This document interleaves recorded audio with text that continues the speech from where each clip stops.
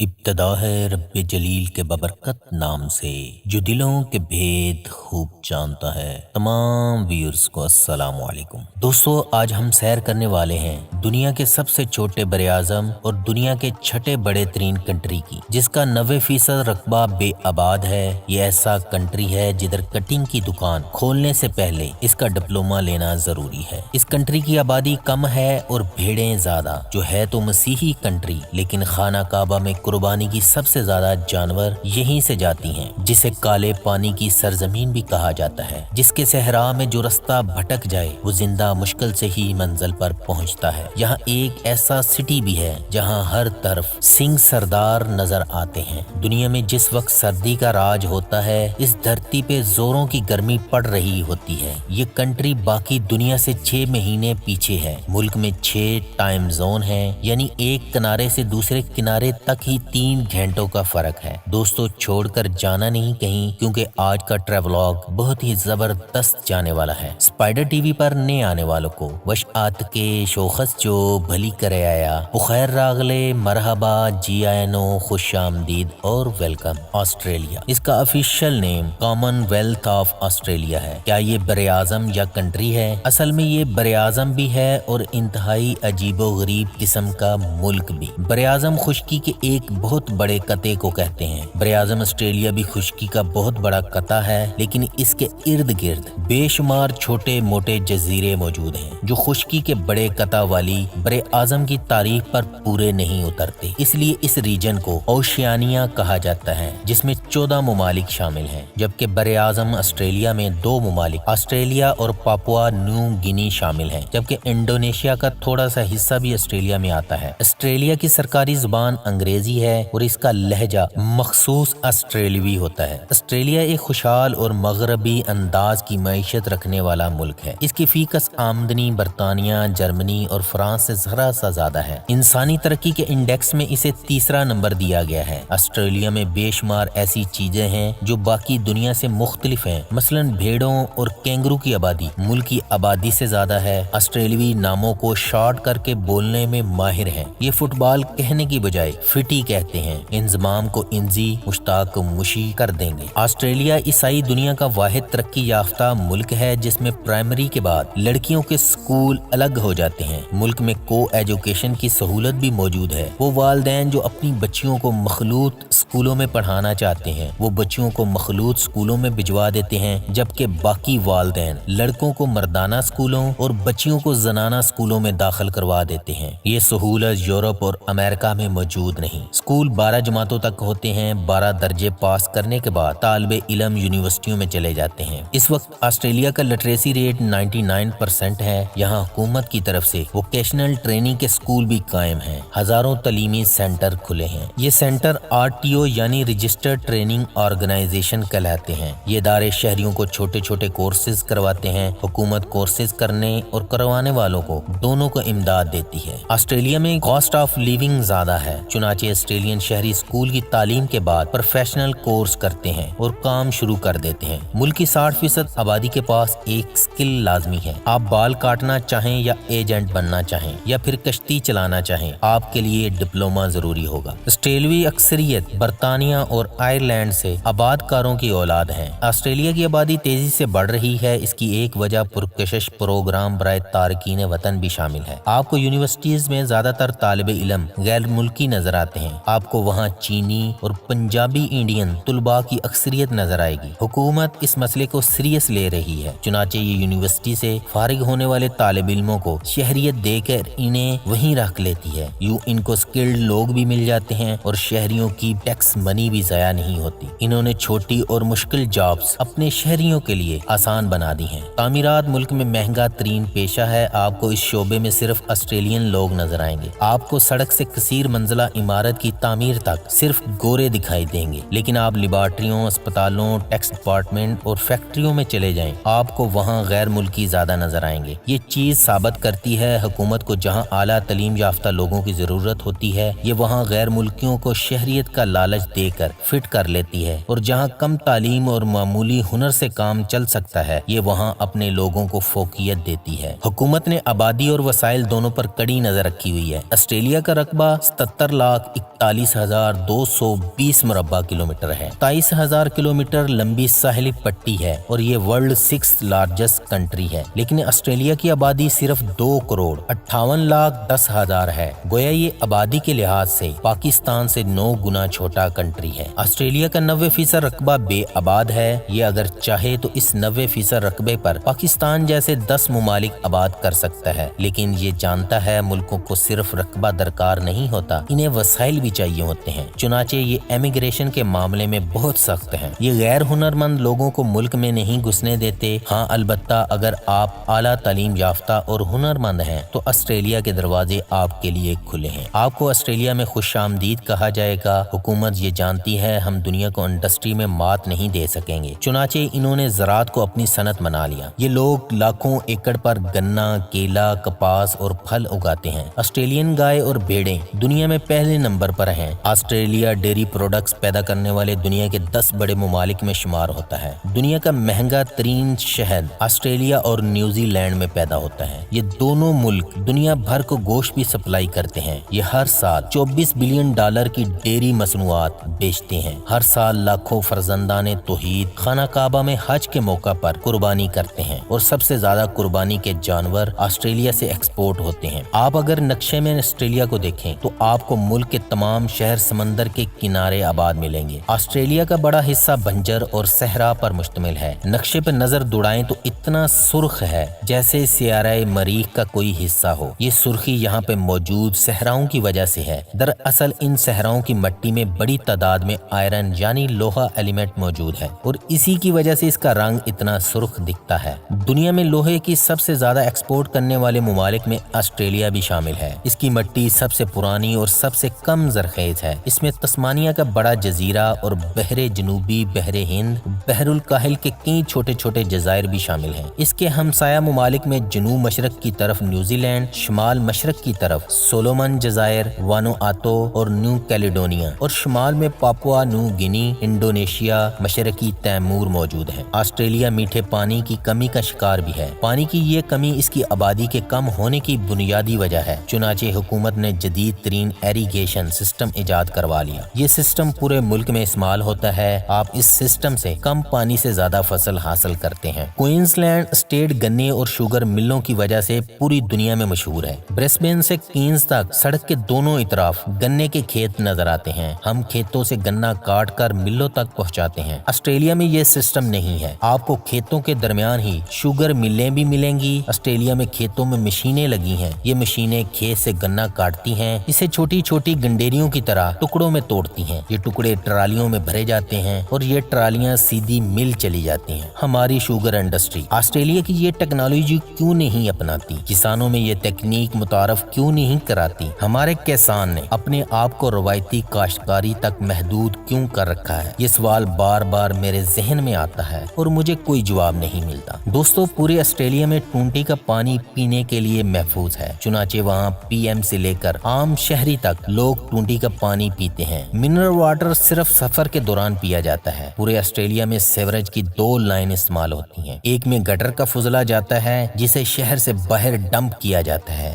دوسری لائن میں بارشی اور گھر کے استعمال کا عام پانی ڈالا جاتا ہے۔ اسی پانی کو ٹریٹ کر کے فصلوں اور پودوں کو دیا جاتا ہے۔ آپ اپنے ٹوائلٹ کا فلش سسٹم دیکھیے۔ آپ کو فلش ٹینک کے ساتھ 2 بٹن نظر آئیں گے۔ ایک بٹن دبانے سے پوری ٹینکی خالی ہو جاتی ہے، جبکہ دوسرے بٹن سے صرف آدھا ٹینک استعمال ہوتا ہے۔ یہ سسٹم آسٹریلیا نے ایجاد کیا اور یہ اس وقت پوری دنیا میں رائج ہے۔ اس سے پانی کی بچت ہوتی ہے۔ ہم کمال لوگ ہیں۔ ہم دریاؤں کو سمندروں میں گراتے ہیں اور اس کے بعد بالٹیاں اٹھا کر گلی گلی پانی کی بھیک مانگتے ہیں۔ ہم برسات میں ڈوب کر مر جاتے ہیں اور باقی 9 مہینوں میں بارش کی دعائیں کرتے ہیں۔ اور کمال لوگوں کو ٹیکنالوجی کی ضرورت نہیں ہوا کرتی، انہیں صرف بجانے کے لیے ڈھول، ووٹ ڈالنے کے لیے بریانی کی ایک پلیٹ اور حکمرانوں کے لیے بنارسی ٹھگ چاہیے ہوتے ہیں۔ محترم ناظرین کرام، آسٹریلیا کا دارالحکومت کینبرا ہے۔ اس شہر کی جگہ کو 1908 میں سڈنی سڈنی اور میلبورن کے باسیوں کی باہمی رضامندی سے بطور صدر مقام چنا گیا تھا۔ آسٹریلیائی تاریخ اور طرز تعمیر میں یہ شہر نسبتاً انوکھا تصور کیا جاتا ہے، کیونکہ یہ نہایت منظم اور روایتی طرز تعمیر سے ہٹ کر تشکیل دیا گیا ہے۔ اس کی آبادی 4 لاکھ کے قریب ہے۔ یہ آسٹریلیا کا 8واں بڑا سٹی ہے اور یہ ٹھنڈا شہر ہے۔ دوستو، آسٹریلیا کا ٹیکس ڈپارٹمنٹ ہر سال انکم ٹیکس وصول کرنے کے بعد ٹیکس دہندہ کو شکریہ کا خط لکھتا ہے، ملکی معیشت کے اعداد و شمار دیتا ہے اور پھر اسے بتاتا ہے آپ نے اس معیشت میں کتنا حصہ ڈالا اور اب آپ کا ٹیکس کہاں کہاں خرچ ہوگا۔ آسٹریلین حکومت ٹیکس کا سب سے بڑا حصہ صحت پر خرچ کرتی ہے، اس کے بعد ویلفیئر پر، اس کے بعد تعلیم اور دفاع کی باری آتی ہے۔ محترم ناظرین کرام، آپ کو ایک دلچسپ بات بتاتا چلوں آسٹریلین ٹائم زون کے بارے میں۔ نیوزی لینڈ اور آسٹریلیا میں سورج مشرق سے مغرب کی طرف نہیں جاتا، یہ دائیں بازو پر طلوع ہوتا ہے اور دائیں بازو ہی پر غروب ہو جاتا ہے۔ دنیا میں جون جولائی گرم مہینے ہوتے ہیں، جبکہ آسٹریلیا اور نیوزی لینڈ میں یہ سردیوں کا آغاز ہوتا ہے۔ یہ دونوں ملک باقی دنیا سے 6 مہینے پیچھے ہیں۔ یہاں نومبر، دسمبر اور جنوری میں گرمی پڑتی ہے، جبکہ یہ جون جولائی میں گرم جیکٹس پہن لیتے ہیں، ہیٹر جلا لیتے ہیں اور رضائیاں اوڑھ لیتے ہیں۔ دنیا میں سورج کی پہلی کرن نیوزی لینڈ پر پڑتی ہے اور 2 گھنٹے بعد سورج آسٹریلیا پہنچتا ہے۔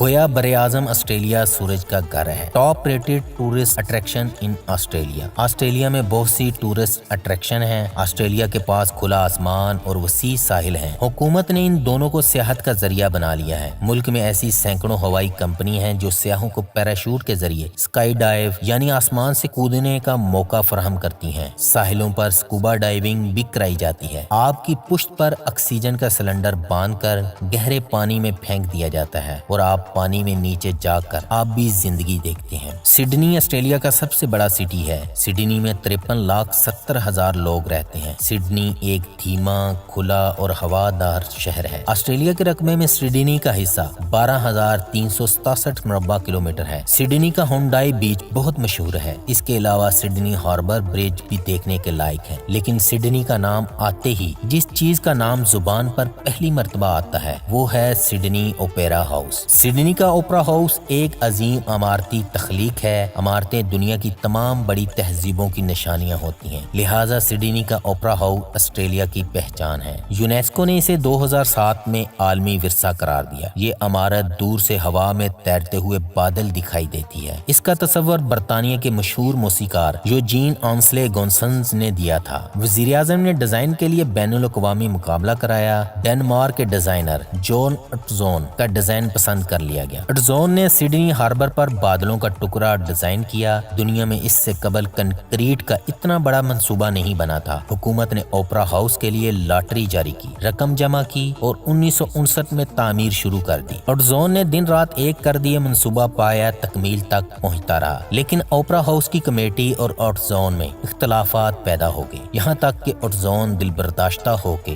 ڈنمارک واپس چلا گیا۔ حکومت نے اٹزون کے جانے کے بعد کام جاری رکھا۔ اوپرا ہاؤس دسمبر 1972 میں مکمل ہو گیا۔ یہ اس وقت تک ایک ناکام منصوبہ تھا، لیکن یہ جو ہی مکمل ہوا یہ دنیا کی حیران کن عمارت بن گیا۔ حکومت کو 1999 میں اٹزون کے ساتھ ہونے والی زیادتی کا احساس ہوا، چنانچہ حکومت نے اسے سڈنی آنے اور اپنے ماسٹر پیس دیکھنے کی دعوت دی، لیکن اٹزون اس وقت تک بوڑھا بھی ہو چکا تھا اور وہ علیل بھی تھا۔ آپ ٹریجڈی دیکھیے، دنیا سے ہر سال 82 لاکھ لوگ اوپرا ہاؤس دیکھنے سڈنی آتے ہیں، لیکن جون اٹزون 2008 میں اپنا تخلیق کردہ ماسٹر پیس دیکھے بغیر دنیا سے رخصت ہو گیا۔ میلبورن دریائے یارا پر واقع یورپی طرز تعمیر والا آسٹریلیا کا دوسرا بڑا سٹی ہے۔ آپ اگر سڈنی سے بائیں جانب چلیں تو موسم سرد ہوتا جاتا ہے اور میلبورن سڈنی سے زیادہ ٹھنڈا ہے۔ میلبورن کے مضافات میں کئی اٹریکشن ہیں، جس میں پہلے نمبر پر جو آتی ہے وہ ہے بیلارٹ یعنی سونے کا پہاڑ۔ یہ میلبورن سے زیادہ دور نہیں، آپ 1.5 گھنٹے میں وہاں پہنچ جاتے ہیں، لیکن جو ہی قصبے میں داخل ہوتے ہیں یہ بستی آپ کو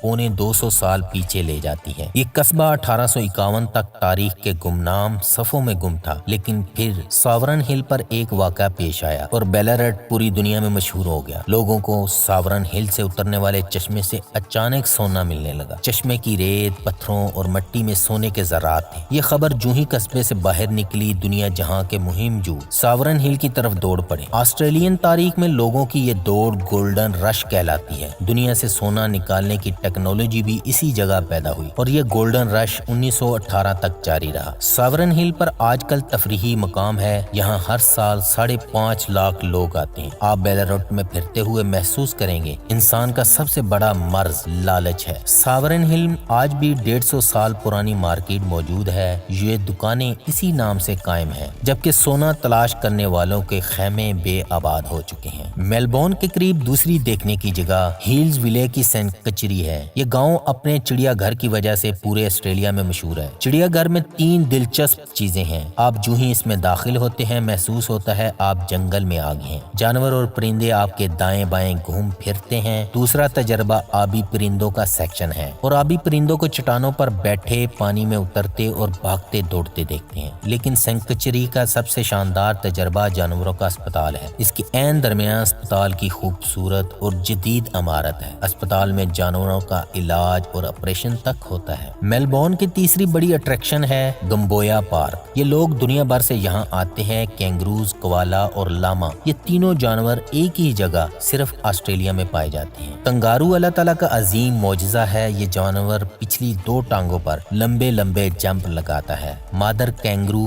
के पेट पर छोटी सी थैली होती है। इसका बच्चा इस थैली में पैदा होता है। ये जो ही अपने कदमों पर खड़ा हो जाता है माँ इसे थैली से बाहर निकाल देती है। लामा तवील कामत, ऊंट की तरह लंबी गर्दन और धड़ भेड़ की तरह होता है। ये शरारती जानवर है। ये खाई हुई खुराक फूंक करके किसी न किसी पर फेंक देगा। कोआला भी ऑस्ट्रेलिया का जानवर है। ये दुनिया के सुस्त तरीन जानवरों में शुमार होता है। ये सारा दिन सोए रहते हैं। आपको कोआला शाज़ो नादर ही जागते नजर आएंगे। मेलबोर्न के असर अट्रैक्शन फ्लिप आइलैंड है। ये मेलबोर्न के मज़ाफ़ात में पुल के जरिए खुश्की से जुड़ा हुआ एक छोटा सा जजीरा है। ये 26 किलोमीटर लंबा और 9 किलोमीटर चौड़ा है। आइलैंड में रोज गरूब आफ्ताब के बाद पेंगुइन परेड होती है। पेंगुइन साहिल पर चहल कदमी करते हैं, चलते फिरते पहाड़ी पर मौजूद अपने घरों में घुस जाते हैं और यहाँ 33,000 पेंगुइन रहते हैं। हुकूमत ने पेंगुइन के साहिल पर टिकट लगाया और सियाहों को पेंगुइन परेड देखने का मौका फराहम कर दिया। टिकटों से हासिल होने वाली आमदनी से रिसर्च सेंटर बना दिया। पेंगुइन पानी और खुश्की दोनों पर जिंदा रहते हैं।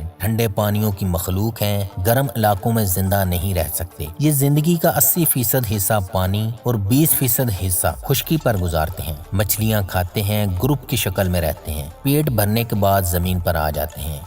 ग्रुप का लीडर पहले खुश्की पर आता है। जायजा लेने के बाद जब मुतमिन हो जाता है तो आवाज निकालता है। इस आवाज के साथ ही पानी में मौजूद पेंगुइन साहिल पर आ जाते हैं। ब्रिस्बेन, आप अगर ऑस्ट्रेलिया का नक्शा बिछा कर देखें तो आपको ब्रिस्बेन सिडनी के दाएं जानिब नजर आएगा। ये गन्ने, केले और माल्टे के बागात और अपने गर्म खूबसूरत साहिलों की वजह से पूरी दुनिया में मशहूर है। ब्रिस्बेन में 23 लाख लोग रहते हैं, लेकिन ये इसके बावजूद खामोश शहर है। रात 9 बजे शहर में सन्नाटा हो जाता है। दुनिया के तमाम बड़े और खूबसूरत शहरों की तरह ब्रिस्बेन भी दरिया के 2 किनारों पर आबाद है। आधा शहर इधर है और आधा उधर। शहर के दोनों हिस्सों को पुलों ने जोड़ रखा है। डाउनटाउन में बुलंदो बाला इमारतें हैं और रौनक भी। हमारे इस्लामाबाद की तरह वहाँ भी एक दामने को है। आप वहाँ से पूरे शहर का नजारा कर सकते हैं। दरिया के जनूबी किनारे पर मसनूई बीच भी है, स्विमिंग पूल भी, पार्क भी और सड़क के साथ साथ रेस्टोरेंट और काफी शॉप भी। इस जगह रौनक रहती है। ये शहर गोल्ड कोस्ट की वजह से दुनिया भर के सियाहों की हतमी मंजिल है। चुनाचे आपको शहर में दुनिया जहां के लोग मिलते हैं। गोल्ड कोस्ट ब्रिस्बेन से पौने घंटे की ड्राइव पर है। ये साहिल सफेद गर्म रेत, नीले पानी और साफ आसमान की वजह से मशहूर है। हुकूमत ने साहिल के साथ साथ दर्जनों स्पॉट बना दी हैं।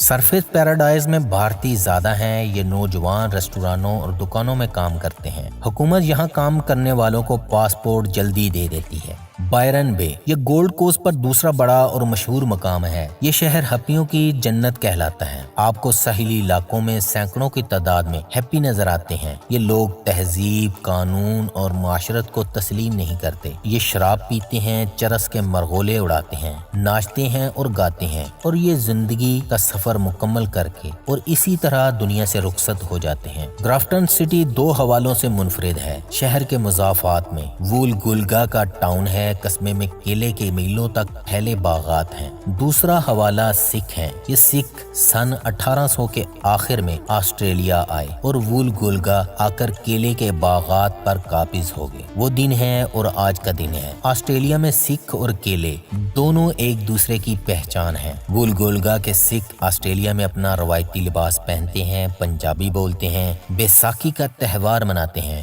گاؤں میں 2 گردوارے بھی موجود ہیں۔ یہ اپنے بچوں کی شادیاں پنجاب میں کرتے ہیں۔ بہو پنجاب سے سیدھی وولگولگا آتی ہے اور پھر پوری زندگی کیلے کے باغ میں گزار دیتی ہے۔ ڈارون سڈنی کے دائیں جانب گرم علاقے ہیں، یہاں تک کہ ڈارون میں شدید گرمی پڑتی ہے۔ ڈارون انڈونیشیا کے قریب ہے، آپ 2 گھنٹے میں وہاں سے جکارتا پہنچ جاتے ہیں۔ ڈارون کا وقت بھی سڈنی اور میلبورن سے مختلف ہے۔ غیر قانونی طور پر آسٹریلیا آنے والے زیادہ تر لوگ کشتیوں پر انڈونیشیا سے ڈارون آتے ہیں اور ڈارون پہنچ کر آسٹریلیا میں سیاسی پناہ لے لیتے ہیں۔ اور ایک اور غلط فہمی دور کرتا جاؤں، ڈارون سے سڈنی کا فاصلہ 4000 کلومیٹر کے قریب ہے اور اسے گاڑی پر طے کرنے کے لیے 42 گھنٹے چاہیے۔ تسمانیہ کوئی ملک نہیں، تسمانیہ سمندر میں گرا ہوا آسٹریلین جزیرہ ہے۔ یہ جزیرہ نیوزی لینڈ کے قریب ہے۔ اس کا ماضی انتہائی ظالمانہ ہے۔ سفید فام یورپیوں نے تسمانیہ کے پورے جزیرے کو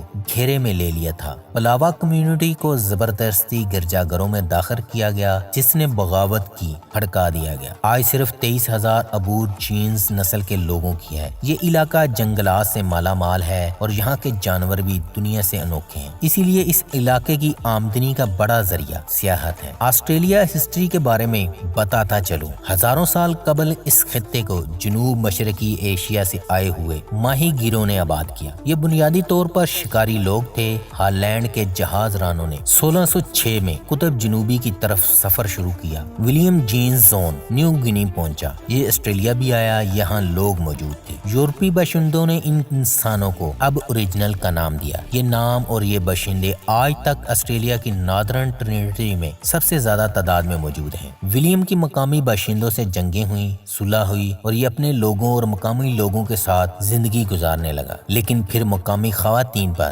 دست درازی کی وجہ سے اس کی لڑائی ہوئی اور مقامی لوگوں نے اسے واپس ہالینڈ جانے پر مجبور کر دیا۔ اور آسٹریلیا کا لفظ انگریزی میں پہلی بار 1625 میں استعمال کیا گیا۔ لاطینی میں جو جنوب میں ہو اسے آسٹریلیس کہتے ہیں۔ ولیم کے بعد اسپین کا جہاز ران لوئس ویز ڈی ٹورس آیا، لیکن مقامی آبادی نے اسے بھی بھگا دیا۔ 1622 میں برطانوی جہاز رانوں نے آسٹریلیا پر دستک دینا شروع کی، لیکن آسٹریلیا کو برطانیہ کی کالونی کیپٹن جیمز کک نے بنایا۔ یہ 1769 میں نیوزی لینڈ کے ساحل پر اترا۔ برطانیہ میں اس وقت کنگ جارج سوم کی حکومت تھی۔ کیپٹن کک نے بادشاہ کو آسٹریلیا پر قبضے کے لیے فوج بھیجنے کا کہا اور 1970 میں برطانیہ نے آسٹریلیا پر قبضہ کر لیا۔ برطانیہ کے پاس جدید اسلحہ اور پیسہ تھا اور پھر کیا تھا، مقامی باشندوں کو غلام بنانا شروع کر دیا۔ جس نے سر اٹھانے کی جرت کی، بے دردی سے لٹکا دیا گیا، زبردستی مسیح بنایا گیا، یہاں تک کہ ایسے مظالم ڈھائے گئے یہ خوف کی علامت بن گیا۔ اس کے علاوہ برطانیہ میں جب جیلیں بھر جاتی تھیں تو خطرناک مجرموں کو آسٹریلیا میں ہمیشہ کے لیے بھیج دیا جاتا تھا اور برے صغیر سے برطانوی راج کے خلاف سر اٹھانے والوں کو کالے پانی کی سزا دی جاتی تھی، جو آسٹریلیا میں عقوبت خانوں کی سزا کہلاتی تھی۔ آبادی کے بڑھنے کے ساتھ نئے علاقے دریافت ہوتے گئے۔ 19ویں صدی تک ادھر مزید 5 نو آبادیاں بنا دی گئیں۔ 1 جنوری 1901 کو ان 6 نو آبادیوں نے مل کر ایک فیڈریشن بنائی اور اسے دولت مشترکہ آسٹریلیا کا نام دیا، جس کے بعد آسٹریلیا آج تک برطانیہ کے زیر اثر ہے۔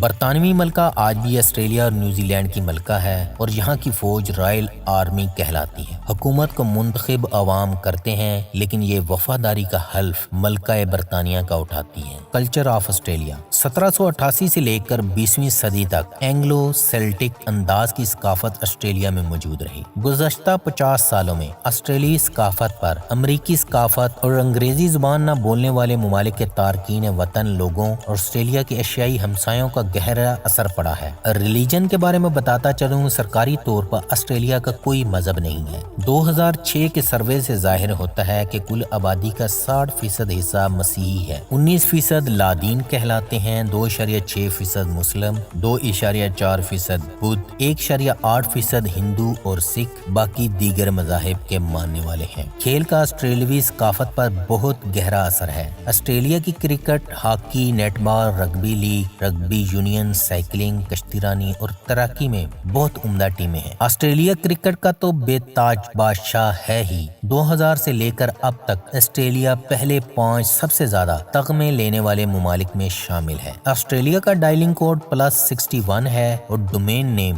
AU है। मोहतरम नाजरीन कराम, 2019 के आखिर में जंगलों में खतरनाक आग लगी थी। ऑस्ट्रेलिया में जंगलात के मजमूई रकबे का 3 हिस्सा सफेदा के दरख्तों पर मुश्तमिल है। आग के बड़े पैमाने पर फैलाव का सबब यही दरख्त है और ये दरख्त हमारे यहाँ भी सफेदा ऐसे लगाया जाता है जैसे इससे बेहतर कोई दरख्त ही नहीं है। आज ये हमारे सरों पर लटकती हुई तलवार से कम नहीं है। ग्रेट बैरियर रीफ, जिसे दुनिया की सबसे बड़ी मूंगे की चट्टान होने का दर्जा मिला हुआ है, 2000 किलोमीटर पर फैली हुई है। माउंट अगस्टस को दुनिया की सबसे बड़ी चट्टान माना जाता है। माउंट कोजिएस्को को सबसे बुलंद पहाड़ होने का दर्जा मिला हुआ है जो 2228 मीटर बुलंद है। ऑस्ट्रेलिया का सबसे बड़ा दरिया मुरी रिवर है। इसके अलावा ऑस्ट्रेलिया में 439 छोटे छोटे दरिया बहते हैं, जबकि दरिया डार्लिंग भी अपने नाम की वजह से मशहूर है। दिलचस्प और अजीब, ऑस्ट्रेलिया में एक इलाका है, इस जगह पे एक सुर्ख रंग का खूबसूरत केकड़ा पाया जाता है। ये केकड़ा हर साल अक्टूबर से नवंबर तक इस इलाके से समंदर की तरफ हिजरत करता है। ये इनका ब्रीडिंग सीजन होता है। इसके लिए इनको सड़क पार करके समंदर तक पहुंचना होता है। हुकूमत ने जब देखा कि हजारों केकड़े गाड़ियों के नीचे आकर मर जाते हैं तो हुकूमत ने केकड़ों की आसानी के लिए पुल बना दिए ताकि वो इस जगह से गुजरकर समंदर तक पहुंच सकें, और जहां पुल नहीं वहां साइन बोर्ड लगा दिए गए हैं, इससे आगे गाड़ी नहीं गुजर सकती। दोस्तों, ये थी आज की वीडियो को लाइक और शेयर जरूर किया करें। वीडियो को शेयर करने से हमारा हौसला बढ़ जाता है, नई वीडियो बनाने में हेल्प आउट करती है। अल्लाह हम सब का